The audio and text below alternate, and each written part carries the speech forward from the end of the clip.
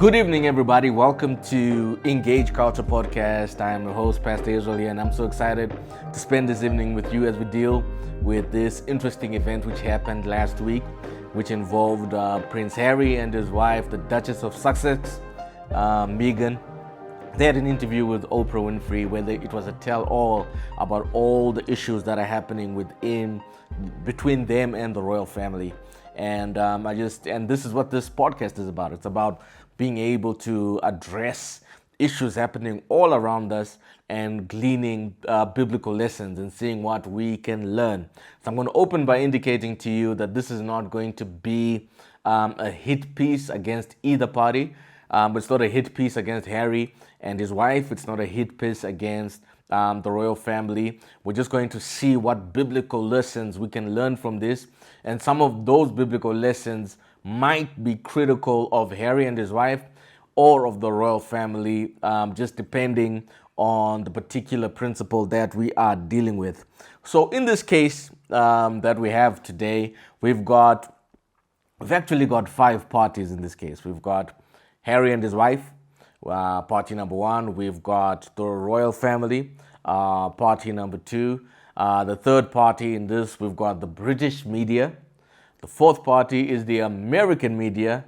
And the fifth party is us. So there's a lot of things we're going to learn. And some of the principles we're going to throw out are going to really stretch us. And we're going to just really go to another level in terms of how to deal with family conflict or problems in a family.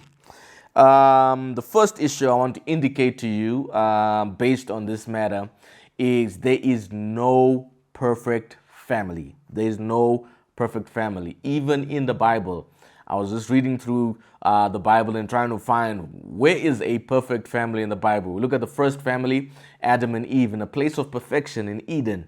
They were not perfect. Even they fell. And even when they fell, Adam was blaming his wife.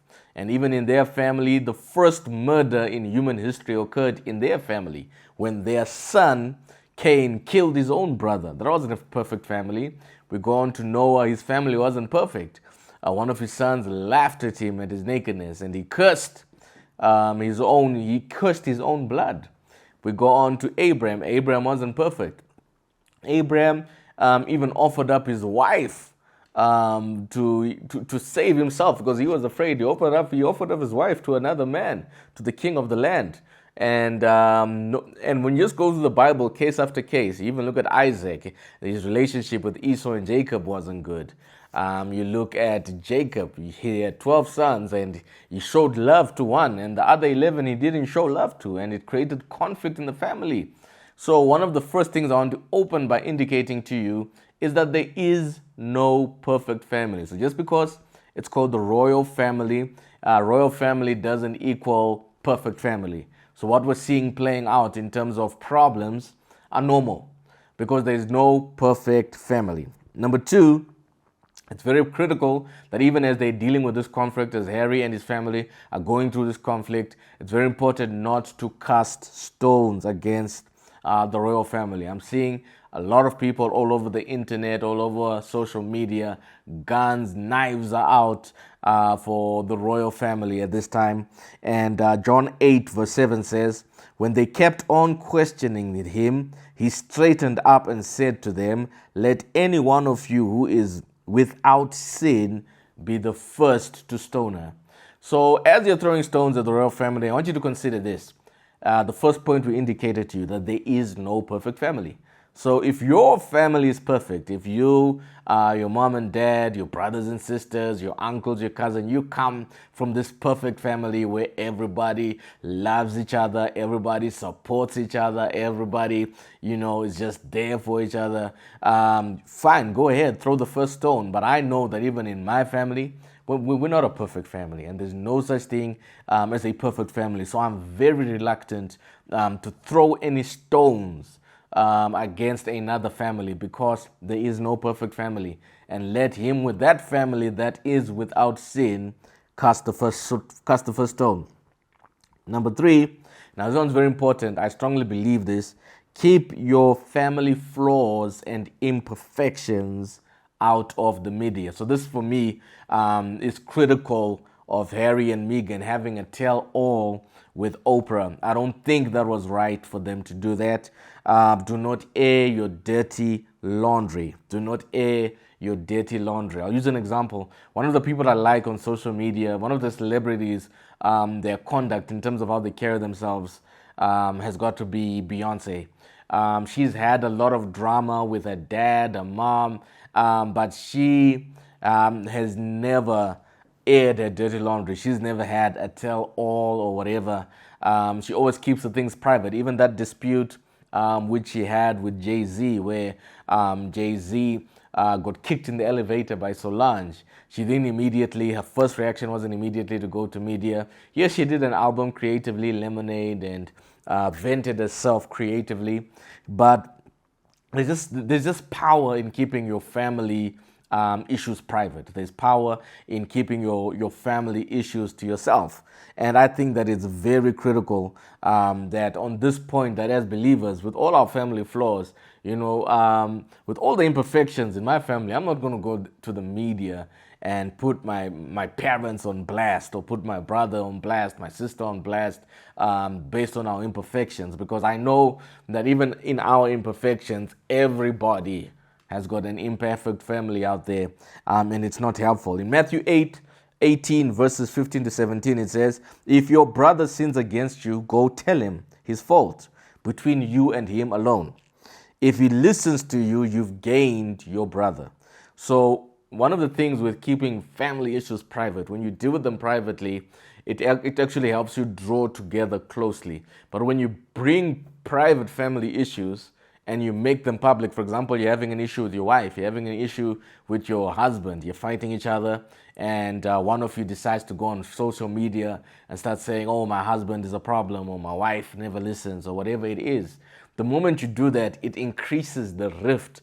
It doesn't heal the situation. It actually devastates it and makes it even worse. So it says, so if you deal with it in private, you actually gain a brother. And then the Bible goes on to say, if he does not listen, take one or two others along with you, that every charge may be established with the evidence. Now watch this very carefully. So when you're having this conflict in your family, the next stage is, if you can't deal with it privately, the Bible says bring two or three witnesses. Again, the first inclination is not to go to Oprah. The first inclination is to handle it man to man. So Harry and his brother, if they can't handle it man to man, the next stage is to bring two or three witnesses, where every charge may be established by evidence of two or three witnesses. And then it says, if he goes on further to not listen to you, tell it to the church.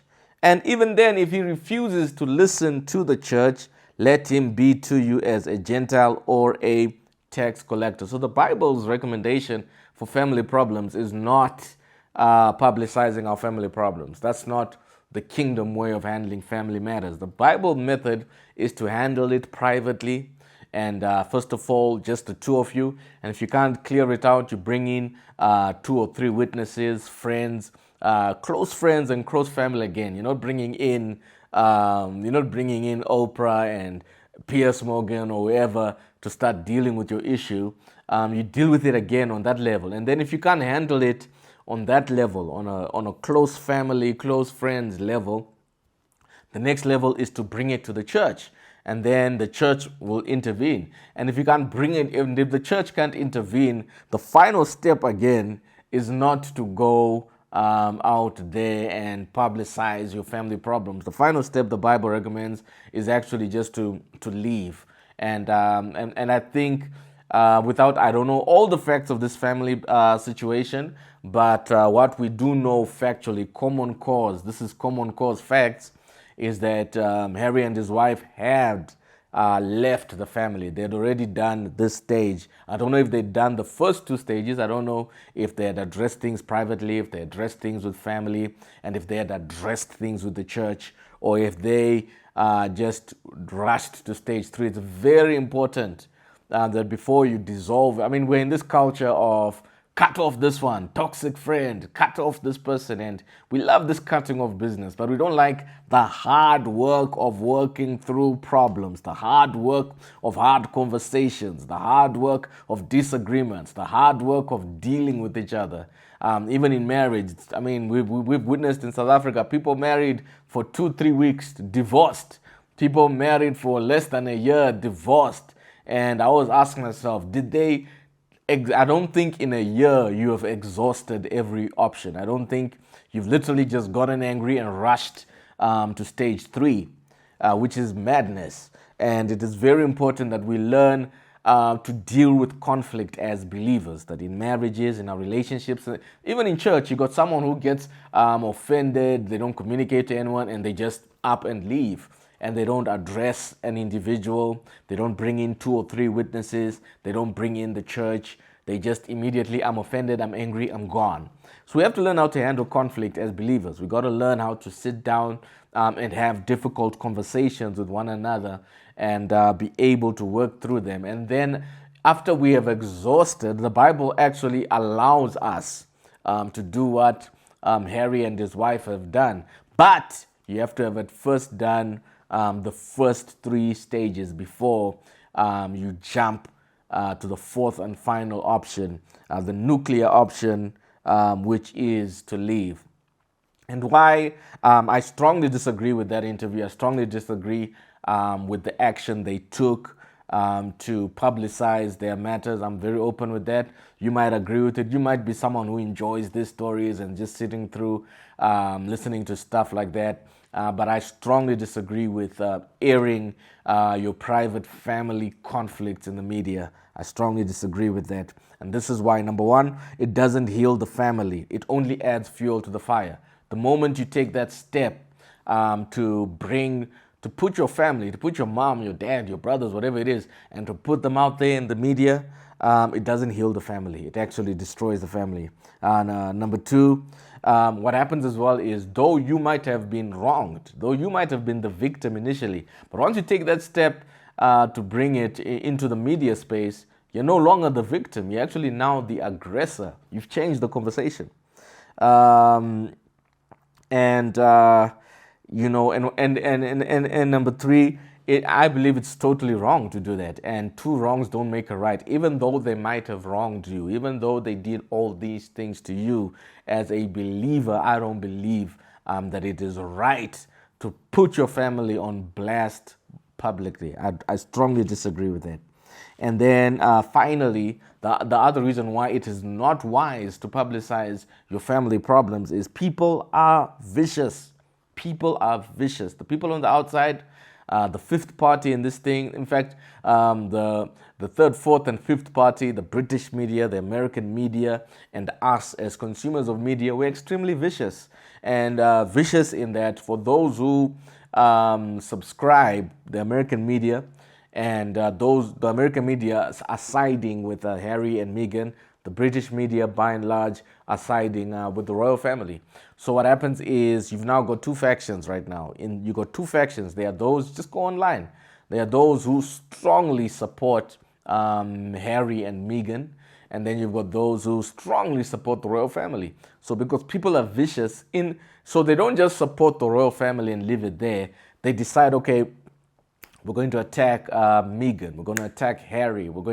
Vicious things are being said about Harry and his wife. Extremely vicious things by those who support the royal family. And likewise, those who support Harry and those who support his wife, extremely vicious things are being said against the crown and against the royal family. So depending on where you stand right now watching this, if you're pro palace, your opinion is going to be, let's attack Harry and his wife. Let's tear them down. And if you're someone who's on the side of Harry and his wife, you're going to be like, no, we need to attack the palace. We need to go against them. So people are extremely vicious. They're not just only going to support the party that they support, the individuals they support. They are also going to actively and viciously attack one of the parties. We saw it with Piers Morgan. He supports the crown, but it's not only, he didn't just stop there in supporting the crown. He viciously attacked Harry and Meghan, and now he has quit and lost his job. Sometimes it's easy to dish it out. But it's very difficult to receive also hyper criticism. And that's why we always have to be builders. We have to be careful to be builders and not people who throw. Jesus was right.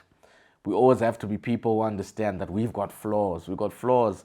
We've got flaws. And even in my saying this, I'm not coming against Harry. I'm not coming against the crown because I've got my flaws. I've got my own family flaws. And I'm very, very careful to understand that if I'm going to throw the stone at either, it's me who's next. It's me who's going to, let's say years from now, me and my kids or me and my son, we get into significant conflict and then he does a tell-all. Or years from now, something happens between me and my family and I'm doing a tell-all. So we have to be very careful. We have to be very careful not to throw stones, but I'm a firm believer that family issues should not be aired out in the media. And also in social media. If you're fighting with your wife, please don't put it on social media. If you're fighting with your man, don't put it on. There's some people when they're fighting in a relationship, you can see it. You can see it on social media just based on the things they are saying. So just keep your family issues private. Number 4, the other thing I believe just from observing the situation is no matter how much Harry and Meghan try to communicate the pain they have felt in this family dispute, we will never fully understand what they went through because family conflict is extremely complex and it's very deep. All the stories they shared, then they're not even a tip of the iceberg in terms of what they went through. And when you're dealing with the royal family, there's 3 things you have to know about the royal family. The royal family is a very unreasonable family environment. It's not a family environment for everyone because it's governed by 3 things. It's governed by first of all, years of traditional protocols that have been passed from generation after generation. There's a way you have to walk. There's a way you have to talk. There's a way you have to stand. There's a way you have to eat. There's a way you have to talk to the queen. There's a way you have to make announcements. You can't just announce. For example, you can't just announce I'm getting married. You can't just wake up and say, wow, I've just gotten engaged. There's a process and a protocol to that. You just can't announce we are pregnant. You just can't. There's protocols to all of that. If the queen is pregnant, no one in the family can make any significant announcements until that child is born. So whether you're excited that you just graduated, whether you're excited that you're just getting engaged, you can't even announce your engagement. You have to wait once the baby is there. There's protocols. So it's something very unreasonable and it's something very difficult. Very few people can thrive in that environment. And then there's also religion. They got a religious aspect, and the religious aspect again is very overbearing. It's very legalistic. It's not grace-driven. They take divorce extremely seriously. There's no grace. There's no mercy in terms of it's a very religious thing. And then there's also the political aspect where they have to work with the constitution and work with parliament, work with the prime minister, So it's a family environment that is not ideal for anyone. You actually have to be born. Personally, I would be bored as hell.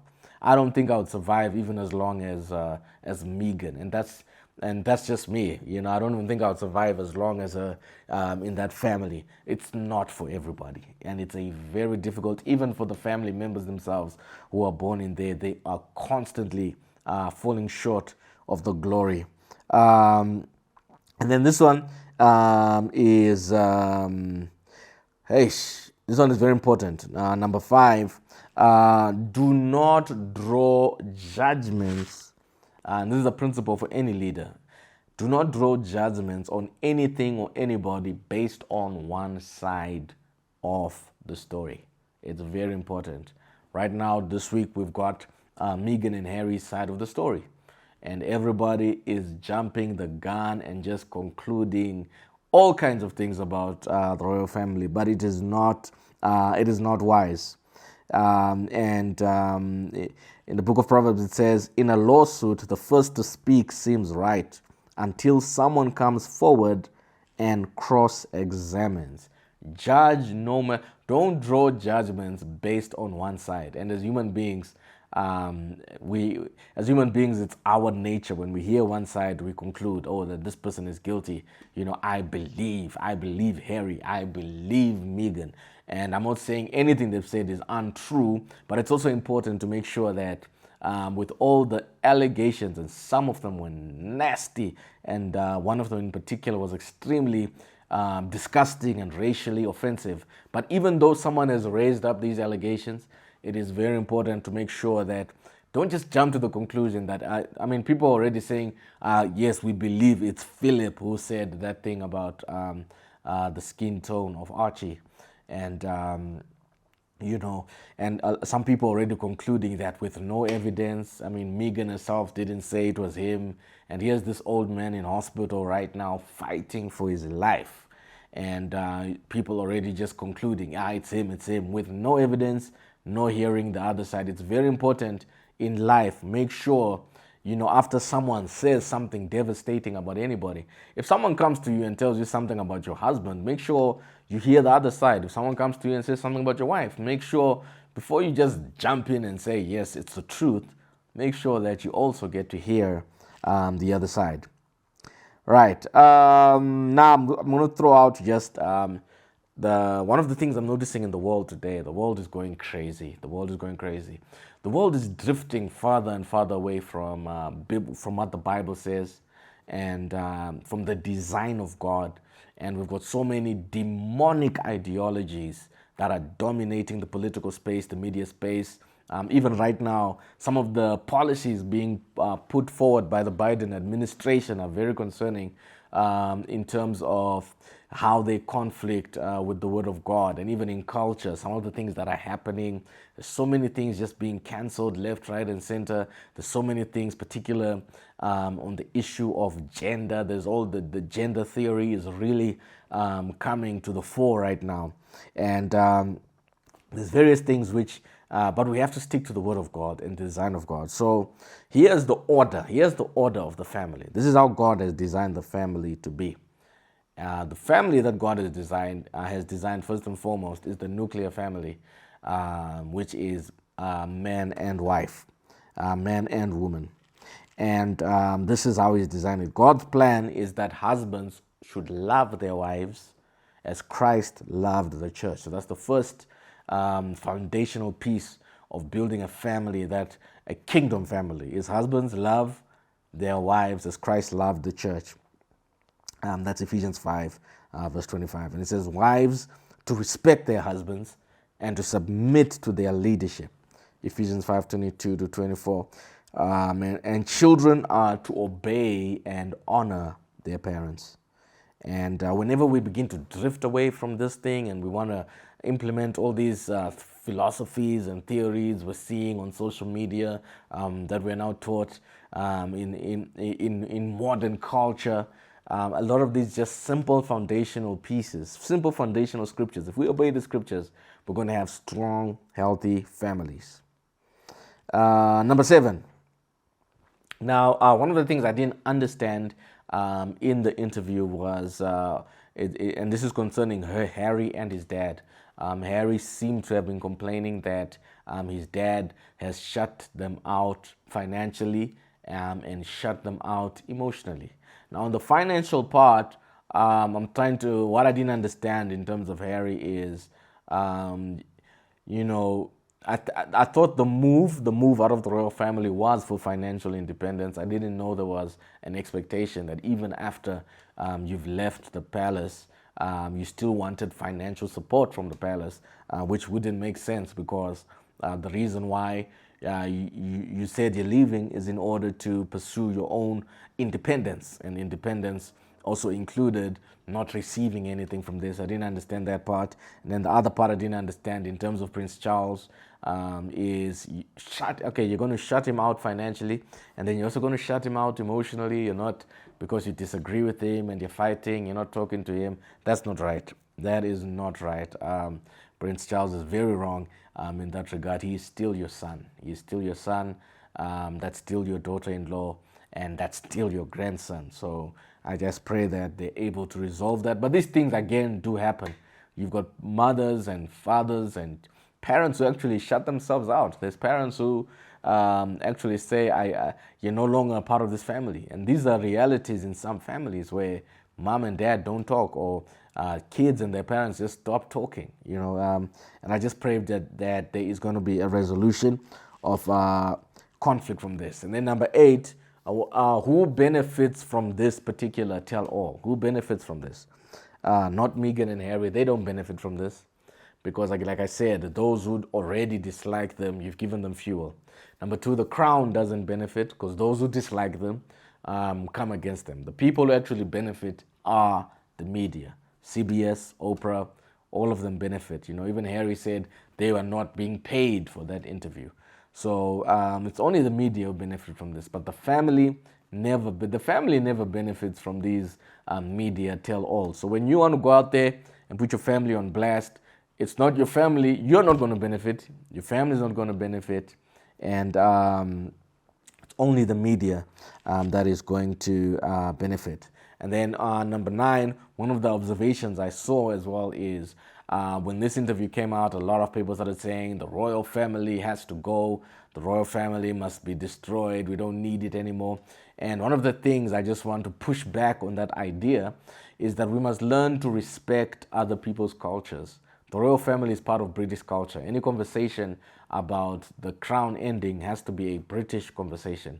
And we have to always learn, because there's people who look at us in Africa and say, Lobola needs to end, or the chiefs need to end. But it's our culture. We have to always respect other people's culture and not put our nose and say, no, this needs to end because of an interview and all this stuff. No, that's not right. We have to respect different cultures, different beliefs, and different ways of doing things. And then finally, number 10, I'm going to close with some fantastic news. Fantastic news from this thing. I'm going to close with good news. The good news with this thing is the Queen, the Crown, all of them are multi-millionaires. So this whole thing is not going to affect them. The other good news as well is Harry and Meghan. They are also millionaires, and they have been embraced by the American community. Tremendous opportunities have been coming from Netflix deals. They're actually working with the Obamas. They're working with Tyler Perry. They're working with Oprah. So they're in a good space as well. It's not a situation where the conflict with the crown has now made them live in a shack in Alex. They're not in that situation. They are doing very well. They're living in a mansion. They are eating, they are doing whatever they want, they're living well. This issue is just a family conflict, which again I have to reiterate is common. Family problems are common. So thirdly, the third good news is because all of them are all good, all of them are going to be fun, don't let it get you down and don't obsess about it. For us, we need to focus on what we need to do. 1 Thessalonians 4 verse 11 says, make it your ambition to lead a quiet life. You should mind your own business and work with your hands. So for us, let's make it our ambition to live a quiet lives. Let's make it our ambition to work with our hands and to be productive and to succeed. Because both of these parties, they are rich. And whether they are getting along or not getting along, their bills are being paid. They're not paying our bills. So at the end of the day, whether you want to be all this passionate about Harry and make it your own personal crusade to defend them, they are fine. And if you want to make it your own personal crusade to defend the Queen and to defend, she is fine. The best thing is for you to just be aware of it, but don't obsess about it. Focus on you. Focus on your family. Focus on making sure your family is good. Focus on being as successful as God has created you to be. And just live a quiet life. Stay low-key. Be productive. Use your hands and be blessed. I pray that God blesses your families. I pray that God heals. If there are family wounds and family drama in your family, I just pray let there be peace. If there's family conflict happening in your family, I just pray for peace. I pray that God would keep your family and protect your family in this time.